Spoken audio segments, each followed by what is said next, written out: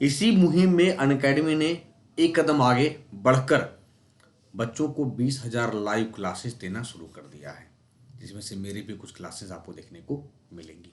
ठीक है, और आपके लिए न्यू अनाउंसमेंट है, new classes announcement.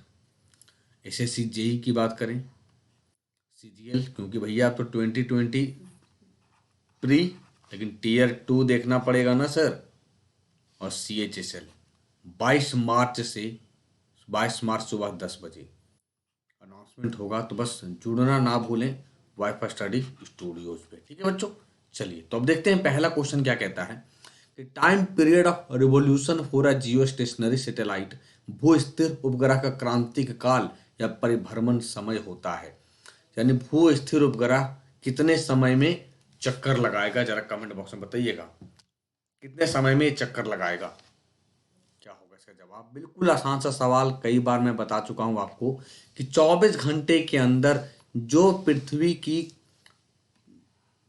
Rotation period है, रोटेशन और रिवोल्यूशन, तो रोटेशन यानी 24 घंटे में रोटेट करता है पृथ्वी अपने अक्ष पे, तो वही रोटेशन पीरियड है जियो स्टेशनरी सैटेलाइट का। एक क्वेश्चन आता है सर कितने किलोमीटर हाइट पर है ये तो जियो स्टेशनरी ऑर्बिट पृथ्वी के इक्वेटर के ऊपर 35,785 यानी 36,000 किलोमीटर के अराउंड 22,236 मील की एक गोलाकार कक्षा है, जिसमें एक उपग्रह की कक्षीय अवधि पृथ्वी की घूमने की अवधि के बराबर है। तो हमने अराउंड क्या कहा आपको, 24 आवर्स कहा, जो 23 घंटे 56 मिनट के बराबर है। यानी 4 साल के बाद एक लीप ईयर देखने को मिला 2020 में। Question number 2, among 4 highest wavelength is of, निम्न 4 के बीच उच्चतम तरंगदैर्घ्य किसका होगा।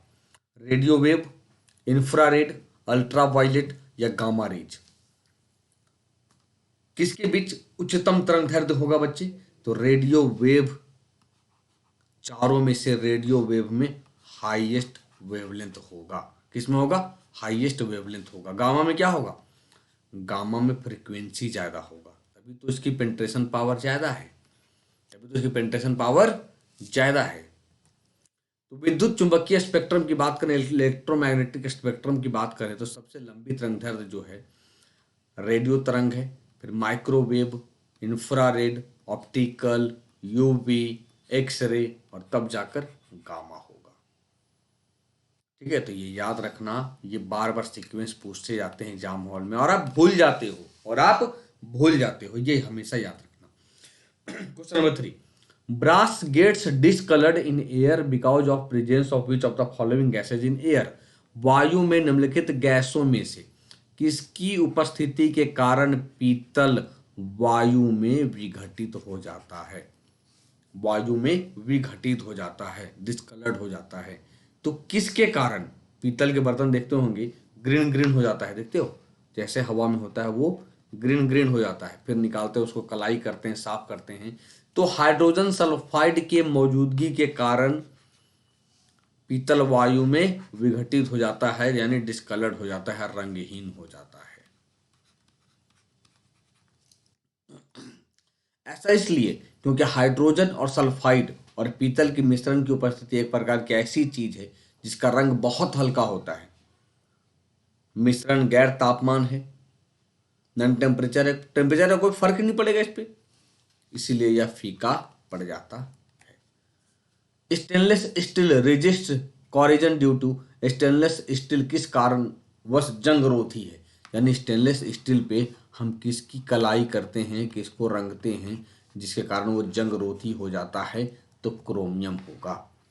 अगर लोहा होता यहाँ पे तब हम क्या कहते, तब जिंक कहते, जस्ता कहते, तब क्या कहते, जिंक कहते, जस्ता कहते। यानी स्टेनलेस स्टील संक्षारण प्रतिरोध के लिए जाना जाता है, जिसमें कार्बन और कम मिश्र की धातु उपकरण स्टील्स में खराबी आती है। अगर हम मिक्स नहीं करेंगे तो क्या होगा, जिसको हम लोग बोलते हैं जंग लगेगा और बर्तन खराब हो जाएगा। ठीक है, तो संक्षारण प्रतिरोध स्टील की सतह पर बहुत पतली ऑक्साइड परत का एक परिणाम है, बहुत पतली, और ये क्रोमियम के कारण ही एक परत बनाती है, बहुत कम, तो हल्का परत लगाया जाता है ताकि मतलब बर्तन क्या हो, खराब ना हो उसके बिना बिहाफ पे। The unit used for measuring the speed in oceanic navigation is, समुद्री नेविगेशन में गति मापने के लिए इस्तेमाल की जाने वाली इकाई है। मुझे पता है बच्चे गलत लगाएंगे, आप कहोगे सर ये गूगली वाली क्वेश्चन है क्या? बिल्कुल नहीं। आप नॉटिकल माइल सोचोगे तो सर नॉटिकल माइल भी दूरी मापने की इकाई है, यानी दूरी मेजरमेंट करते हैं। लेकिन ये स्पीड की बात किया, गति की बात किया, तो गति क्या होगा? नॉट होगा। फैथम क्या करता है? गहराई मापते हैं समुद्र में हम फैथम से। और इक्विपमेंट की बात करें तो फैदोमीटर। क्या बच्चे? फैदोमीटर से हम, ठीक है, फैथम क्या है? गहराई मापने की एक इकाई है। हॉर्स पावर की बात करेंगे तो 700। जरा कमेंट बॉक्स में बताइएगा 46 वाट होता है या कितना होता है एक हॉर्स पावर बराबर, एक एचपी बराबर। तो बड़े बड़े मशीन को हम लोग मेजरमेंट करते हैं, फॉर एग्जांपल जनरेटर।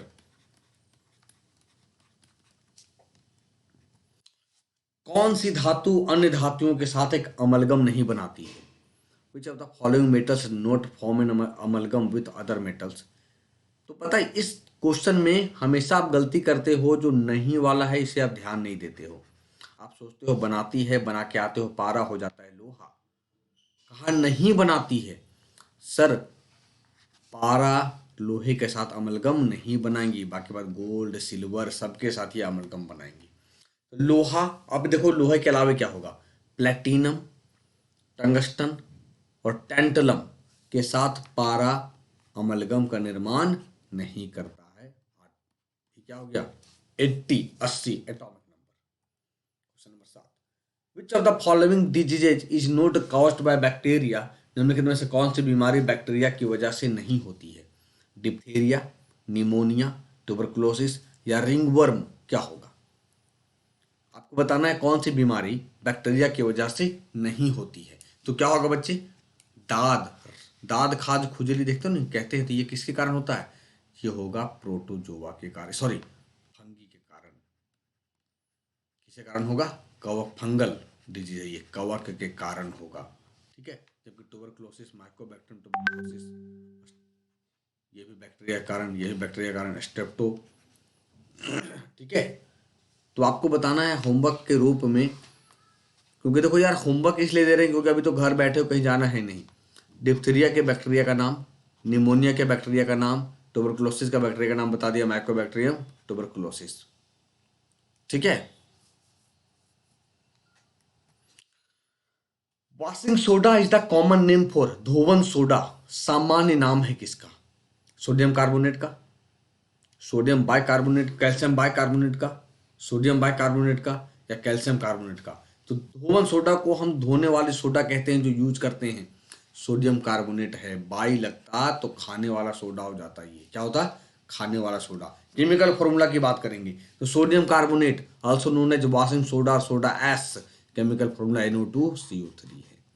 क्या है? Na2CO3 है। जबकि बेकिंग सोडा की बात करेंगे, तो खाने वाला सोडा की बात करेंगे, तो बेकिंग सोडा का वैज्ञानिक नाम सोडियम बाइकार्बोनेट है, जिसका केमिकल फॉर्मूला NaHCO3 है। NaHCO3 है। क्वेश्चन नंबर 9, आमतौर पर क्वार्ट्ज घड़ियों आदि में इस्तेमाल किए जाने वाले क्वार्ट्ज क्रिस्टल रासायनिक रूप से होते हैं। आमतौर पर जो क्वार्ट्ज घड़ियां हैं उसमें इस्तेमाल किए जाने वाले क्वार्ट्ज क्रिस्टल रासायनिक रूप से होते हैं। क्या पाए जाते हैं क्वार्ट्ज घड़ियों में? Silicon dioxide, germanium oxide, germanium oxide और सिलिकॉन डाइऑक्साइड का मिश्रण है, या सोडियम सिलिकेट है? क्या होगा? क्या पाए जाते हैं आमतौर पर क्वार्ट्ज घड़ियों आदि में इस्तेमाल किए जाने वाले क्वार्ट्ज क्रिस्टल की बात करेंगे तो सिलिकॉन डाइऑक्साइड पाए जाते हैं। क्या पाए जाते हैं बच्चे? सिलिकॉन डाइऑक्साइड पाया जाता है। ठीक है, बिल्कुल भैया घर से निकलना नहीं, बिल्कुल संभल कर रहना, क्योंकि ये महामारी फैल गई है बहुत जबरदस्त तरीके से। ऑस्ट्रेलिया ने तो 6 माह तक आपातकाल लगाने की घोषणा किया है। बोला भैया एकदम आपातकाल 6 माह तक।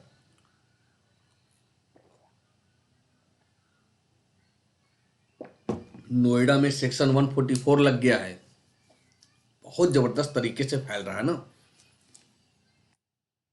क्वार्ट्ज घड़ियों में आमतौर पर इस्तेमाल किए जाने वाले जो क्वार्ट्ज क्रिस्टल सिलिकॉन डाइऑक्साइड होते हैं, सिलिकॉन डाइऑक्साइड होते। Question number 10, in plants phosphorus is mainly used for, पौधों में मुख्य रूप से फास्फोरस का उपयोग क्यों करते हैं? पत्तियों की वृद्धि के लिए, या फूलों को बढ़ाने के लिए, जड़ों की वृद्धि के लिए, या पत्ती और जड़ दोनों की वृद्धि के लिए फास्फोरस यूज किया जाता है पौधों में? किसके लिए यूज होता है जरा बताना है कमेंट बॉक्स में क्या होगा। तो पौधों में मुख्य रूप से जो फास्फोरस है वो पत्ती की वृद्धि के लिए किया जाता है, पत्ती के वृद्धि के लिए किया जाता है। फास्फोरस को विशेष रूप से सूर्य से निकलने वाली जो किरणें हैं या सूर्य की ऊर्जा को उपयोगी पौधों के यौगिकों में पकड़ने और चेंज कर अपने भूमिका के लिए जाना जाता है। क्यों? तभी पत्ती बढ़ेगा। क्लोरोफिल फास्फोरस क्या करेगा? एब्जॉर्ब करेगा, तभी तो बढ़ेगा वो। और वे इसे प्रकाश संश्लेषण, भंडारण और ऊर्जा के हस्तांतरण, विभिन्न अन्य कार्यों के बीच श्वसन के लिए उपयोग करते हैं। फास्फोरस की पर्याप्त आपूर्ति के बिना पौधे अपेक्षित रूप से अपने उत्पादन चक्र को पूरा करने में असमर्थ हैं,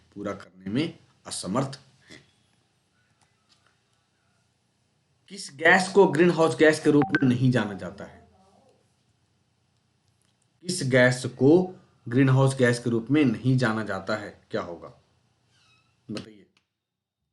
इसे हम ग्रीन हाउस गैस नहीं कहेंगे। मैं आपको ट्रिक के जरिए बता चुका हूं, याद रखिएगा।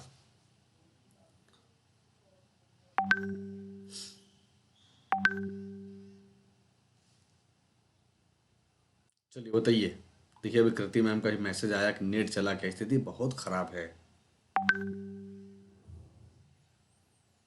बहुत खराब है स्थिति, क्योंकि वो भी ना आज आपको 4:30 बजे वाली क्लास में रिकॉर्डेड मोड में मिली होगी।